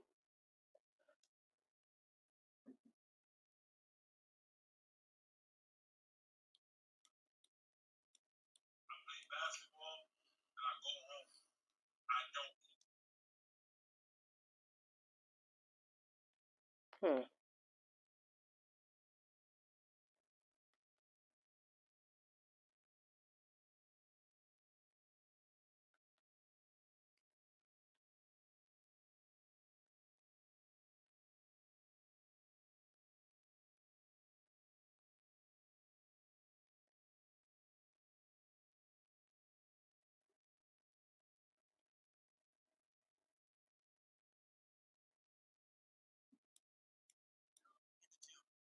You talking in the gym. Somebody's talking about you being in the gym, and we're talking about narrative. If Fred's trying to tell you that here you can control that narrative, how that narrative is perceived and how other people use it, we can't fix. You can't fix that. But you're saying right now, how many different ways should I have asked for help or shown I needed help? What type of help did you need? What was the help you were searching for? What kind of help we all need? I seen y'all talk about it on y'all one of y'all podcasts. Motherfuckers coming in with the entourage, and I ain't had not one person in this motherfucker like that didn't steal. I don't know nobody that ain't stole from me. Period. Like period. From you know what I'm saying? Like everybody except for my kids stole from me. And every step of the way I asked for help. Bro, how this, how that? I'm talking about this person. I don't drop names. I ain't into making my story about nobody else. I don't want nobody's name until whatever I got going on. You know what I'm saying? No, 100%. You dig what I'm saying? Yeah. So I asked motherfuckers that's getting it. Motherfuckers that's got it. I'm talking about money, endorsements. I'm talking about everything. It's like, bro, how do I do this, bro? How do I do that, bro? How do I turn this? How do I get this? How do I get them to take me serious? How? And every text message left on red. So nobody would tell me what the right thing to do, right? Nobody would tell me what to do. Don't do this, don't do this. But then as soon as I do something, everybody would tell me it's wrong. Like my whole life has been like that. Just conduct yourself. And it's like, I conduct myself, but then you ever felt like you had that right circle around you your whole life now? Let's speak on, you know what I'm saying, like the financial advisor, not one time, the spiritual advisor, whatever people need. Like you haven't found that group of people that make you feel like you set. I went from like my first AAU tournament. Like I didn't know what AAU was like when I was young. You dig what I'm saying? Like I played Boys and Girls Club when I was 9. I played Boys and Girls Club when I was 11 with KD. That's the first time. 11 years old. With Kevin Durant and PG Jaguar was the first time I got on the bus and left the city of DC. So I ain't know what AAU basketball was. You dig what I'm saying? My uncle got locked up for 5 years. So basketball, my family was shut down. It was all streets, and you just get it, like food stamps, and you know what I'm saying? We just took into to whenever we got a jug. You dig what I'm saying? My mother was doing her part, but like I said, she worked so many jobs that we just don't. What's you and KD's relationship like today? Do you guys talk? I mean, I don't talk to nobody right now. That's a problem, bro. It's not a problem because I've spoken to people. I'm not gonna make my problems your problem. You know what I'm saying? I can only ask for help and tuck my pride so many times before I wonder why I'm not getting the workout on certain . So I speak to him, but I don't keep it on. I don't never ask him about basketball. I don't never put that type of stuff on his plate because one, he got a lot on his plate already, and two, like I don't never want to put my job or my livelihood or anything like that. And you dig what I'm saying? So no, bro. As a man, no. Like as a man, I'm not talking about trying to get a job. You know what I'm saying? I'm talking about as a man to call your homeboy that you know, bro, that you know since 11. Correct? Yeah. That you know since 11. And talk like to him about the things that we also have to realize I can know somebody for 27 years and know somebody I've known for 27 days more. He said that he didn't get an opportunity to build relationships. No. That's not what I'm saying about me. I'm not talking about KD. No, I'm talking about just in life. And so sometimes it's hard to trust. At this point, I've shared secrets with people that turn secrets to information. Like I said, I'm talking about my own mother stole. Remember, R.B., but my own mother stole. You feel me? Like I had to wake up one day in the league, one day in the summertime, and find out everybody was stealing from me down. Everybody from my financial advisor, from my mom, to everybody in my family, to everybody was. You dig what I'm saying? To the point where getting the cut. To the point where I was faced with two evils. It's like, okay, do I let this go on and not tell them because this is my family, or do I cut them off and don't have no family? What was your decision? At first, I try to explain to them, but you can't explain $1 million problems to somebody that ain't never seen $10 before. You dig what I'm saying? So at first, you try to explain, and then my best analogy for the situation was like, yo, listen, we on this boat right now, right? And it's a slight leak in the boat. If I get on this life raft and get to the water, not only could I come back with help for the boat, but I can come back with a mega yacht. Right. With straight though. So what he's saying in that video that he ended up becoming the golden child because he played basketball. So for a lot of people in our community, the escape from poverty is either playing sports or getting involved in some form of entertainment, right? So once he started becoming a basketball player, he started seeing that he wasn't getting any love like he should have. They loved him because he was making money. And so people was eating off his plate, but nobody checked on him to see if he was okay, if he needed something. And when you listen to that brother, he sounds very traumatized. He did mention that he did not have his father in his life, Caramel. He didn't mention that. He is traumatized. And that's what trauma do to you. It builds your anger. It causes you to have anger on the inside. And there's a thing that said money cannot bring happiness. And money does not always bring happiness. You can be a multimillionaire and still not happy with your life. Because you living out your trauma. You carry on the burden.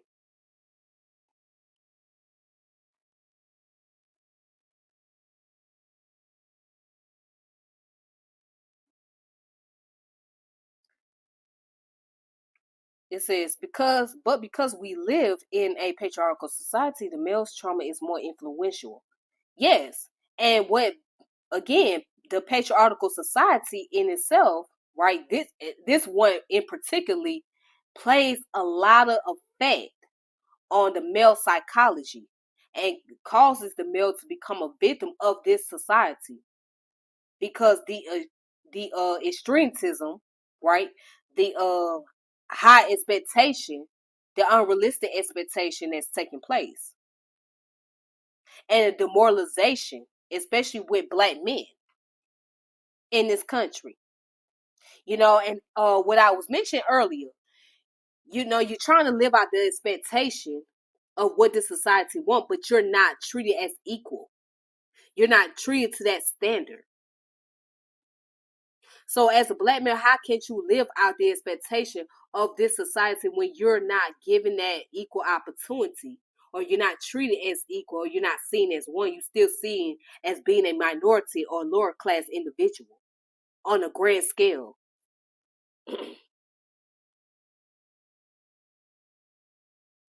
Exactly. Yes, and it affects us all. Exactly, because again, a lot of things coming along with it. So when you dealing with the patriarchal white society, right, or patriarchal white supremacy, rather, it has an effect on you. It takes a toll on the community, and that's what's going on.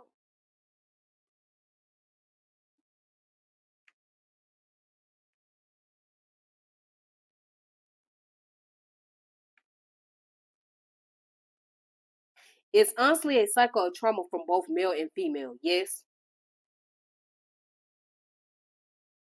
and there's another book that I do recommend. Um,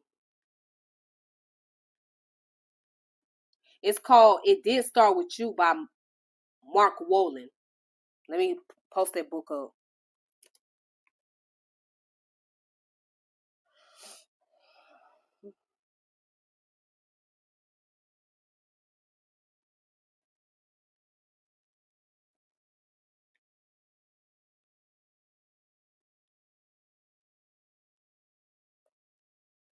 So, let me see if I can. Right.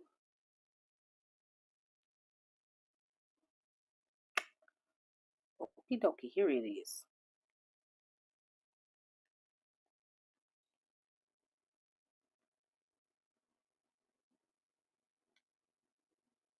So this book right here is very scientific. It's very critical, and I recommend people to get this book. It's called "It Didn't Start with You: How Inherited Family Trauma Shapes Who We Are and How to End the Cycle" by Mark Wolin. This one deals with epigenetic and psychology. Okay, so this book is very vital and it's very important. So I recommend people getting this book as well. But yes, when I first heard that interview, I heard a man that was very traumatized, and he never got any help for that. And the family that he came up with, they didn't really care. All they was looking for is they payday. Forget what he was go. Forget what was going on with him. Forget about the fact that he was dealing with his trauma or whatever issue he had going on. It's payday. He's the breadwinner. He's the golden child.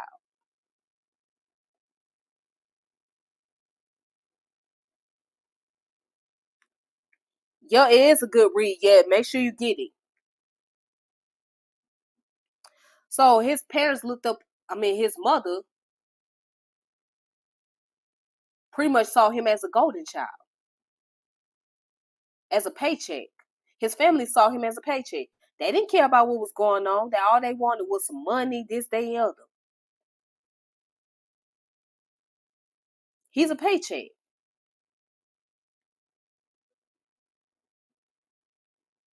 And those guys on there, I think they were trying to understand, but at the same time, what could they do? Only thing they could do is listen and try to offer their solution. But if the solution doesn't work for him, then what else could they do? I'm glad they had the interview. I think that was a great podcast. I think they did a great job by, allowing him to express himself and, just getting it off his chest. And you could tell he's been holding on to a lot of emotion for so long that he feels like now it was a safe space for him to actually express himself.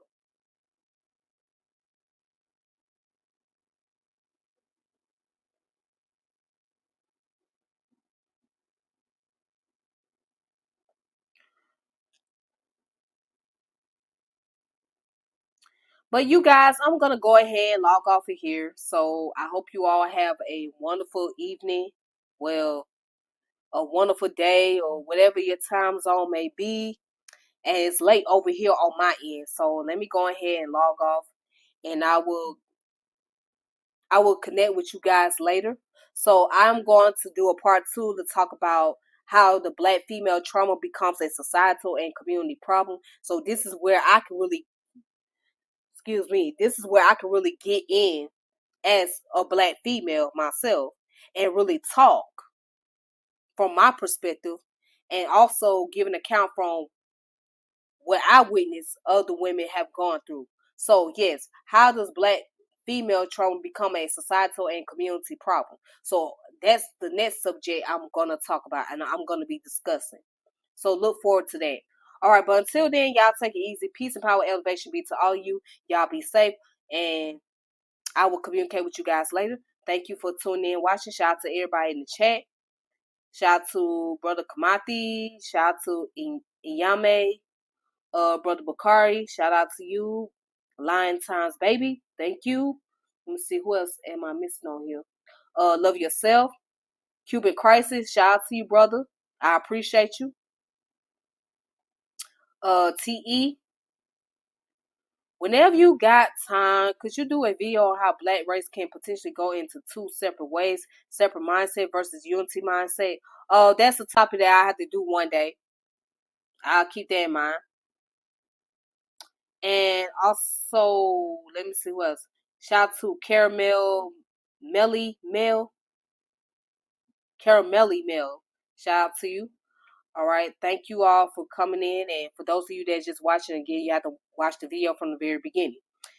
And y'all be safe. All right. Good night. Peace and power. Until next time.